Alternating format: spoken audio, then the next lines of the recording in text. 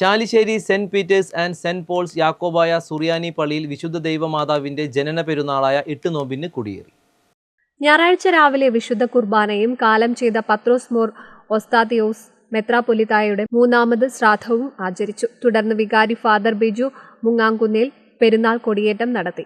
September 1 മുതൽ 8 വരെയാണ് ദൈവമാതാവിന്റെ മധ്യസ്ഥത യാചിച്ചിട്ടുള്ള 8 നോമ്പാചരണം നടക്കുന്നത്. 8 ദിവസങ്ങളിലും രാവിലെ വിശുദ്ധ മൂന്നിന്മേൽ കുർബാന, പകൽ ധ്യാന യോഗം, വൈകിട്ട് സന്ധ്യ നമസ്കാരം, ഗാന ശുശ്രൂഷ, 43ാമത് 8 നോമ്പ്, സുവിശേഷ മഹായോഗം, 5-ാം തീയതി രാത്രി മുട്ടുകുത്തൽ വഴിപാടും നടക്കും.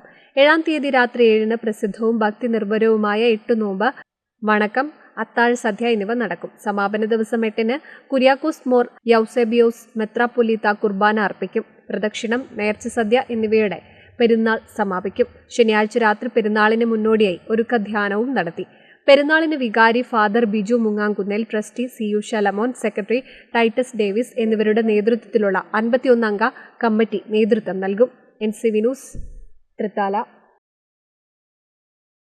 വിക്ടറി ITI എടപ്പാൾ ബ്രാഞ്ചിലേക്ക് SSLC+2 കഴിഞ്ഞവർക്ക് കേരള ഗവൺമെന്റ് PSC അംഗീകൃത 1 വർഷ 2 വർഷ ITI കോഴ്സുകൾക്കും 2 വർഷ KGCE എഞ്ചിനീയറിംഗ് കോഴ്സുകൾക്കും അഡ്മിഷൻ ആരംഭിച്ചിരിക്കുന്നു. Victory ITI, Kuttippuram road, Edappal.